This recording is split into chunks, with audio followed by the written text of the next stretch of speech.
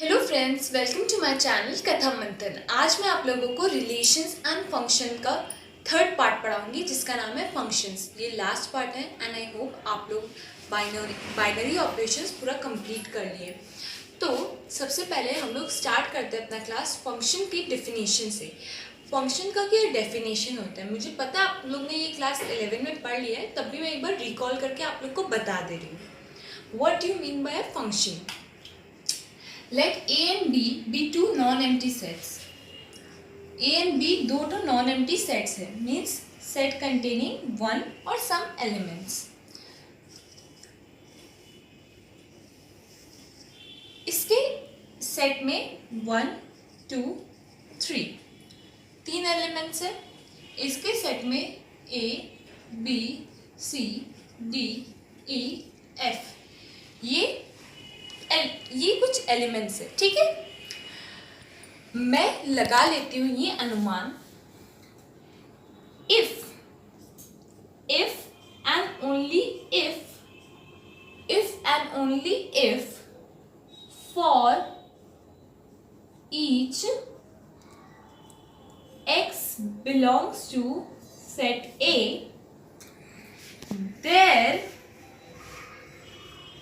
there exists y belongs to capital B, then it is called a function. मतलब एक unique element, हर एक element का एक unique element B में होगा जो कि इससे लिंक्ड होगा, ठीक है। अब देखिए A का जो सेट है इसका हर एक एलिमेंट B के एक एलिमेंट के साथ जुड़ा हुआ है।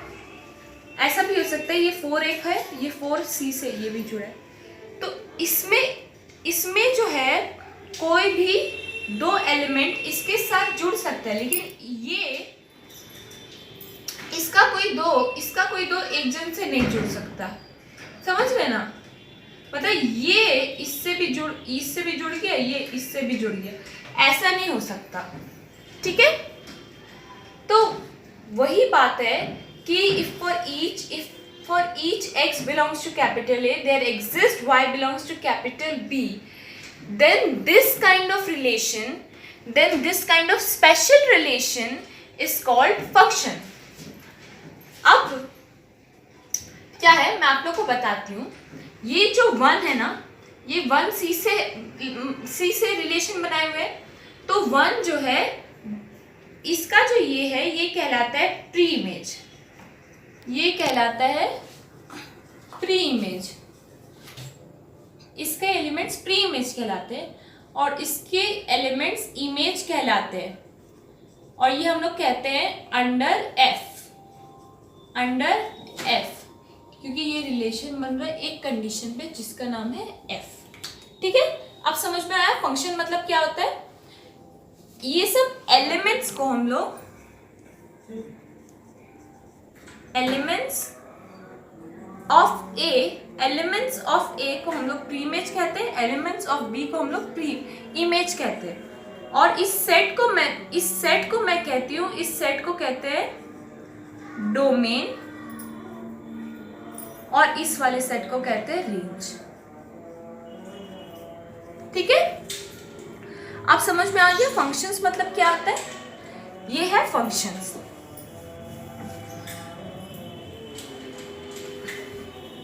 अब मैं आप लोग को पढ़ाऊंगी कुछ स्पेशल टाइप के फंक्शन। सबसे पहला फंक्शन है 1-to-1 function. What do you mean by 1-to-1 function? 1-to-1 function मतलब ये A सेट है, इसके एलिमेंट्स है 1, 2, 3। ये B सेट है, इसके एलिमेंट्स है A, B, C, D। Each and every element एक एलिमेंट के साथ ही जुड़ा हुआ है। 1-to-1 फंक्शन, इसका ईच एंड एवरी एलिमेंट इसके ईच एंड एवरी एलिमेंट के साथ जुड़ा हुआ है। तो हम लोग जब कोई भी फंक्शन ये रिलेशन सेटिस्फाई करता है तो हम लोग उसको क्या कहते हैं? 1-to-1 फंक्शन और या फिर इंजेक्टिव फंक्शन। ये दोनों नाम अच्छे से याद कर लीजिएगा। 1 to 1 या इंजेक्टिव फंक्शन, और इसका डेफिनेशन याद कर लीजिएगा। आईएससी में यही आता है प्रूफ करने के लिए कि कोई भी फंक्शन किस तरह से 1 to 1 या इंजेक्टिव बन रहा है। दूसरा है हम लोग के पास many to one. Many to one में भी कुछ उसी तरीके से है, ए बी सी डी है, ए बी सी है, बी हम लोग का है 1 2 3 4। तो मेनी वन में क्या होगा, मेनी वन में सपोज जैसे ए जो है इससे लिंक है, बी जो है इससे लिंक है, सी इससे लिंक है, मतलब एक एलिमेंट 3 एलिमेंट से लिंक अप है, ऐसा हो सकता है। तो इसको हम लोग क्या कहते हैं, इसको हम लोग मेनी वन कहते हैं, मेनी वन कहते हैं। ठीक है, मेनी वन के बाद है आप लोग का इनटू मैपिंग।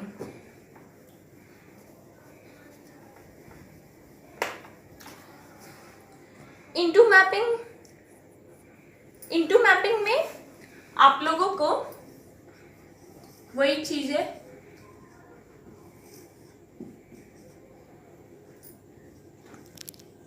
इनटू मैपिंग मतलब जैसे हम लोग जब इसको लिंक करा रहे हैं तो एक एलिमेंट बी का बच जाएगा। जैसे ही एक एलिमेंट बी का बच जाएगा तो हम लोग इसको क्या कहेंगे, इनटू मैपिंग, इनटू मैपिंग, एक एलिमेंट बच जाने पे। ठीक है, लेकिन अगर सपोज ये एक एलिमेंट नहीं बचता, यहाँ पे 4 होता और ये 4 सी के साथ लिंक रहता, तो ये क्या बन जाता, ये बन जाता ऑन टू मैपिंग। जब कोई फंक्शन ऑन टू मैपिंग को फॉलो करता है तो हम लोग उसको क्या बुलाते हैं, तो उसको हम लोग सर्जेक्टिव फंक्शन भी कहते हैं, सर्जेक्टिव फंक्शन भी कहते हैं।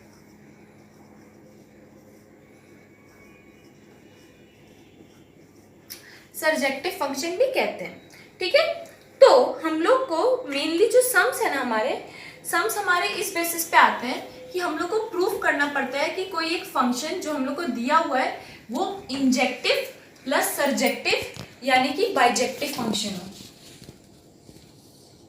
Injective function plus surjective function equals to bijective function.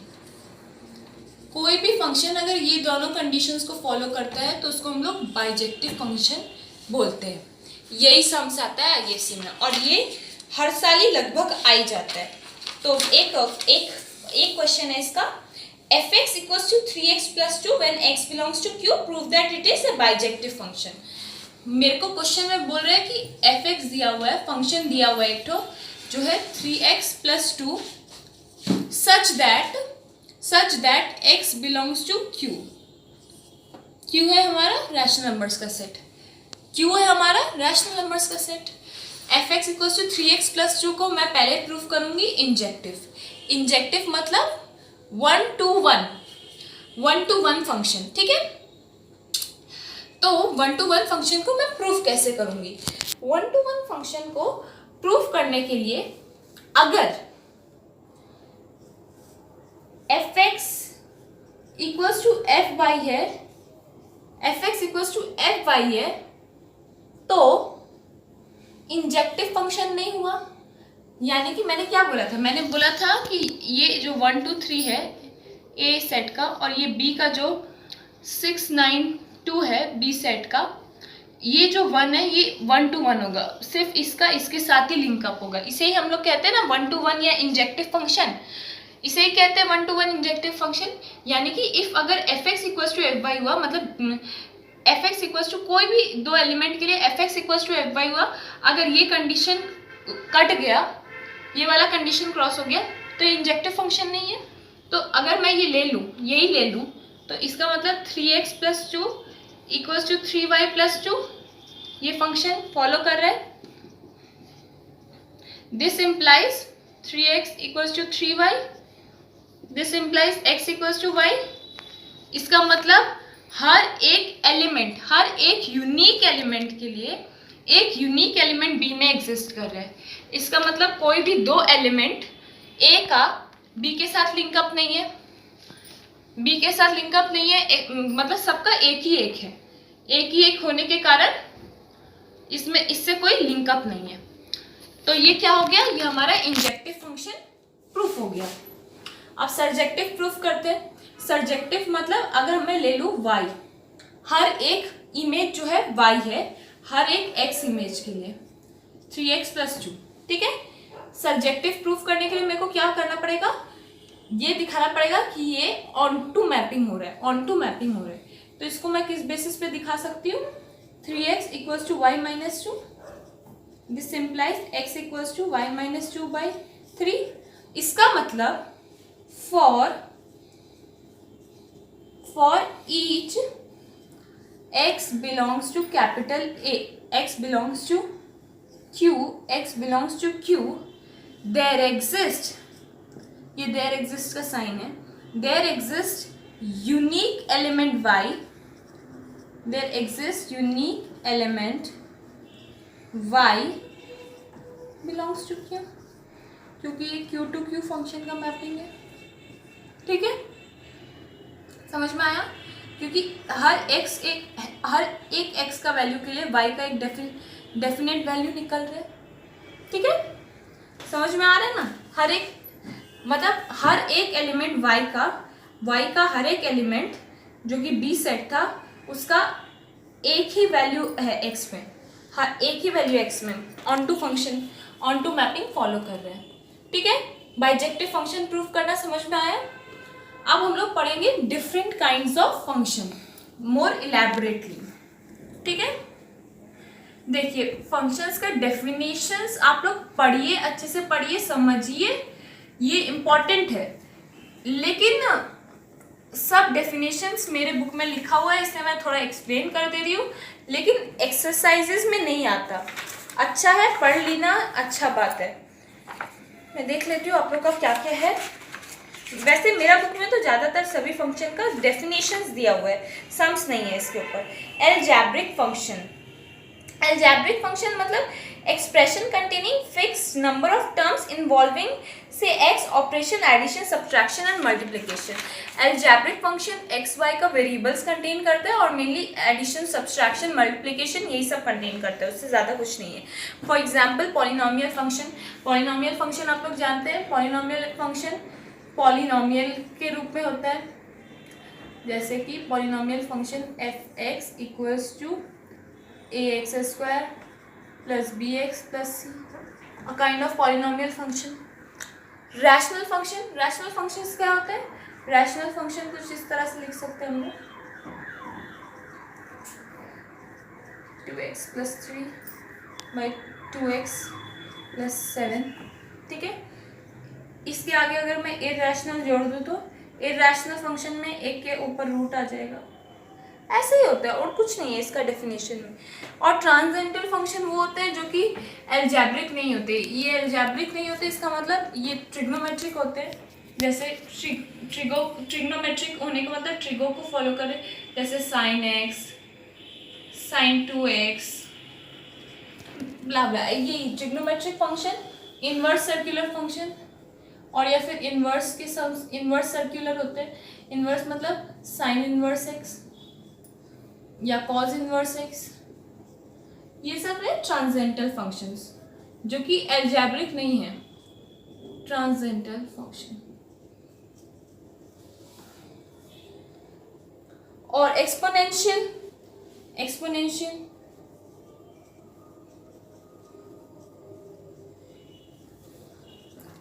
3 ex e या ex या 2ex, एक्सपोनेंशियल।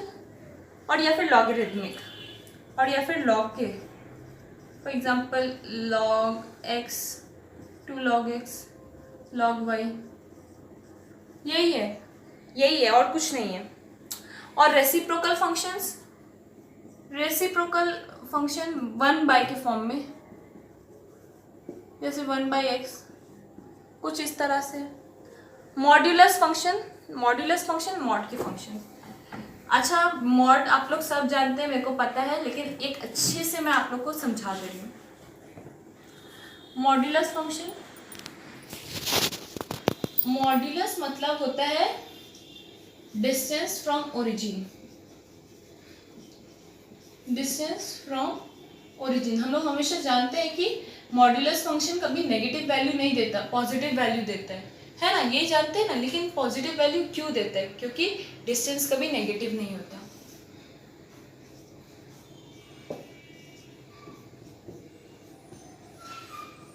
ये मेरा नंबर लाइन है, मॉड ऑफ -2, मॉड ऑफ -2 मतलब समझ रहे आप?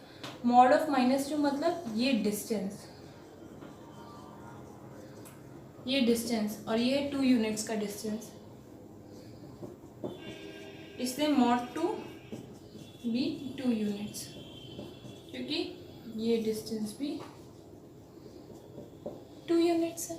यही है मॉड्यूलस फंक्शन। मॉड्यूलस फंक्शन कोई भी नंबर का डिस्टेंस डिनोट करता है। जैसे ये सपोज मैंने ले लिया -1.5 है, तो मॉड ऑफ -1.5 इक्वल्स टू 1.5, ठीक है। डिस्टेंस को सिग्निफाई करता है मॉड्यूलस फंक्शन। मॉड्यूलस फंक्शन के बाद है हमारे कुछ important function, greatest integer function और step function. Greatest integer function हम लोग किस तरह से डिनोट करते हैं?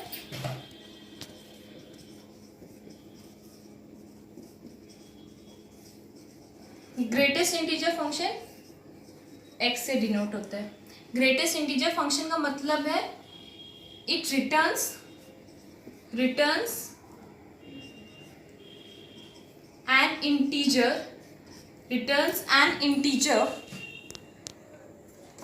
integer which is less than or equals to x. It returns an integer y such that it is less than or equals to x. For example, 2 मतलब greatest integer box function of 2, इसको box function बोलते हैं। Box function of 2 equals to 2, box function of 1.5 equals to, अच्छा ये हमेशा integer value return करता है 1। Box function of -1.5 equals to -2 belongs to I, क्योंकि -2 लेस देन इक्वल्स टू 1.5 -1.5, ठीक है। आप समझ में आ रहा है नेगेटिव में -2 क्यों है? देखिए अच्छे से समझ लीजिए, मतलब अगर ठीक से समझना है तो पॉज करके वीडियो समझ लीजिए। -1.2 पीछे है नंबर लाइन के, -1 0 -2 ये है -1.5, तो ये हमेशा कौन सा वैल्यू रिटर्न करता है? Less than equals to x। इसका मतलब ये 1.5 पीछे की तरफ है, ये वाला वैल्यू रिटर्न करेगा -2, क्योंकि यही है इंटीजर लेस देन x, यानी कि लेस देन -1.5, ठीक है।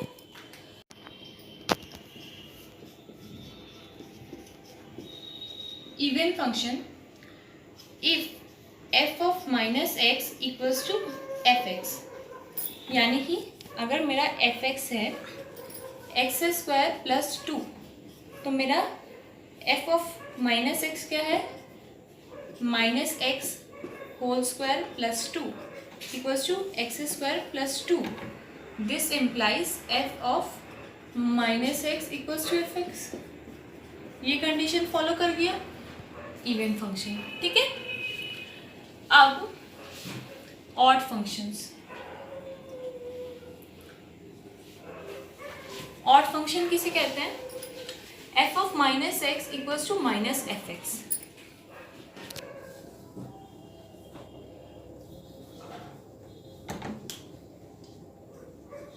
एक्स क्यूब है, f of -x equals to -x³ equals to -x³। f of -x equals to -fx equals to -x³। f of -x³ equals to -fx equals to -x³। तो ये odd function है, ठीक है। अब हम लोग पढ़ेंगे इंक्रीजिंग और डिक्रीजिंग फंक्शंस।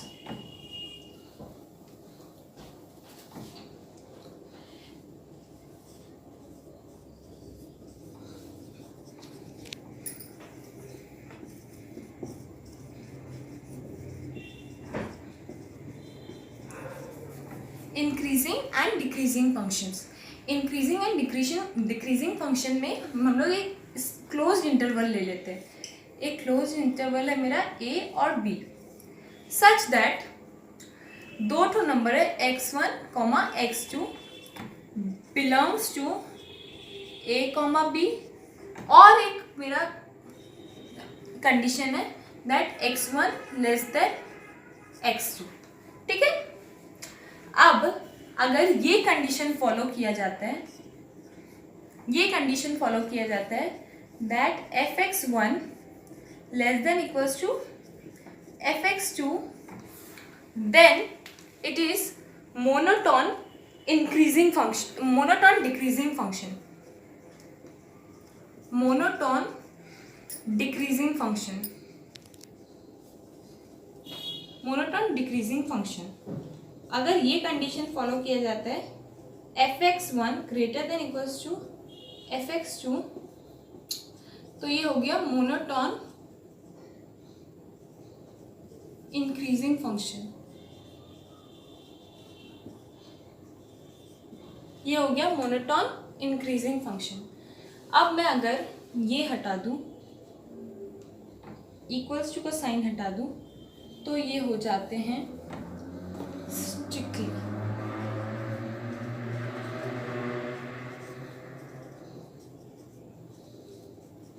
स्ट्रिक्टली डिक्रीजिंग और स्ट्रिक्टली इंक्रीजिंग फंक्शंस।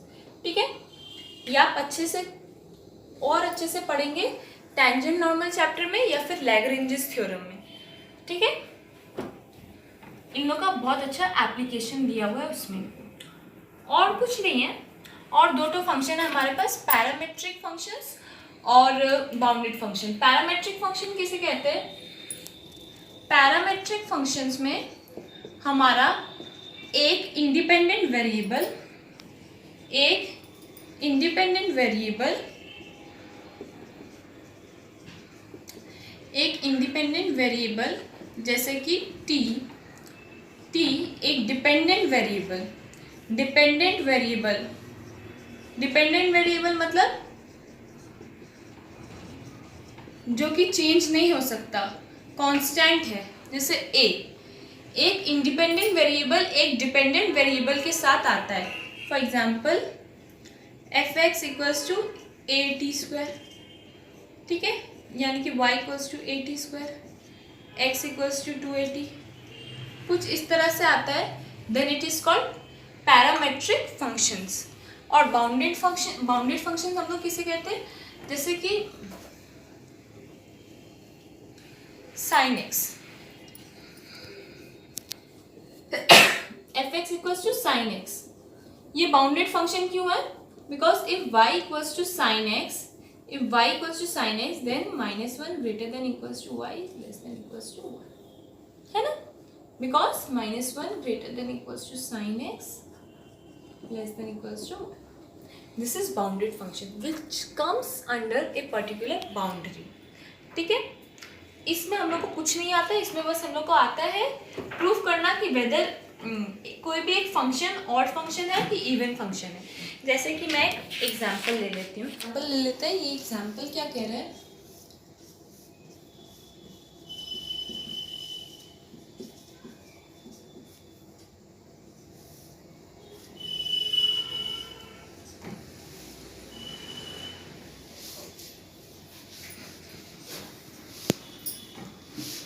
कितना हार्ड लग रहा है ना देखने में। साइन इनवर्स फंक्शन है, लॉग फंक्शन है, बेस भी दिया हुआ है, लेकिन एकदम हार्ड नहीं है। फंक्शन में बोल रहा है कि इसका डोमेन फाइंड करने के लिए, फंक्शन में क्या बोल रहा है? हाँ, डोमेन फाइंड करने के लिए बोल रहा है। तो मैं एक काम करती हूँ, लिख लेती हूँ z equals to log base two x²/2 मैं ले ली। This implies sine inverse z fx equals to sine inverse z। ठीक है, अब ये इनवर्स फंक्शन है, अब ये इनवर्स फंक्शन है। इनवर्स फंक्शन होने का कारण -1 greater than equals to z less than equals to 1, है ना? यही कंडीशन फॉलो करेगा। This implies -1 greater than equals to log base 2 x square by 2 equals to 1, है ना। ये वाला कंडीशन फॉलो करेगा। और या फिर ये इस तरह से भी कंडीशन फॉलो करेगा। कितना इजीली हम लोग लिख सकते हैं ऐसे।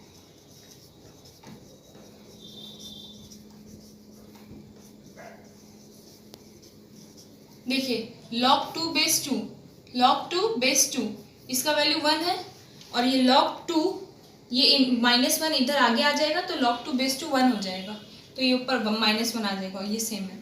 इसका मतलब log 2 हर जगह से हटा सकते हैं। इसका मतलब 2 inverse less than equals to x square by 2 less than equals to log 2 base 2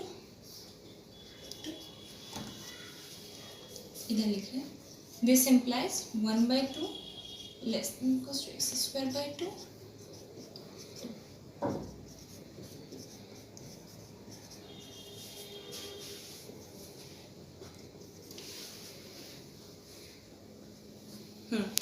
इसका मतलब x जो है ये पूरा यहाँ तक आप लोग समझ गए, मैं मिटा रही।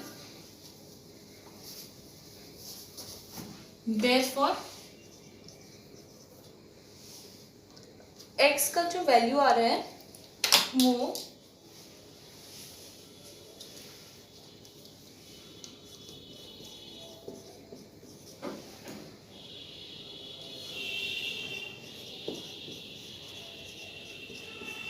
क्या आएगा, ठीक है। तो हम लोग को डोमेन फाइंड करना आ गया है। अब हम लोग देखेंगे ऑड और इवन फंक्शन कैसे बनाते हैं, कोई भी फंक्शन को प्रूफ कैसे करते हैं कि वो ऑड है या even.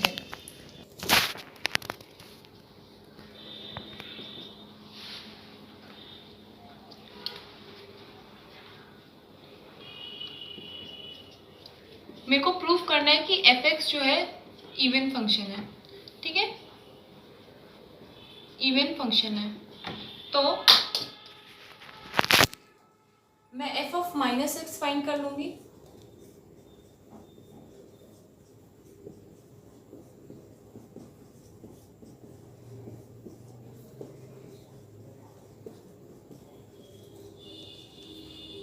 This implies f(-x) equals to f(x).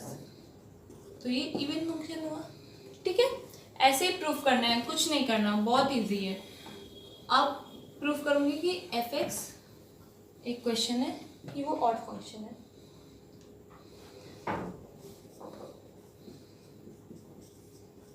ये प्रूफ करना है मेरे को, ये ऑड फंक्शन है। f(-x) निकाल लूंगी।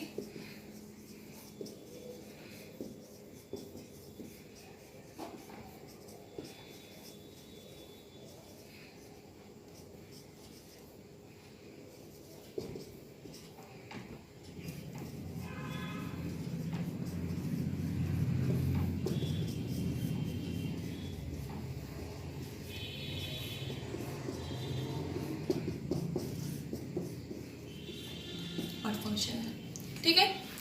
f(-x) इक्वल्स टू -f(x) हो गया, तो ये ऑड फंक्शन हो गया। बस और कुछ नहीं करना है चैप्टर में, बस अच्छे से आप लोग चैप्टर पढ़िएगा, एग्जाम्पल थॉरोली रीड कीजिएगा, पूरा एक्सरसाइज सॉल्व कर लीजिएगा, और आपका पूरा चैप्टर रिलेशन एंड फंक्शन का फर्स्ट चैप्टर पूरा ओवर हो जाएगा। तो मैंने तीनों पार्ट्स आपको चैप्टर के एक्सप्लेन कर लिए।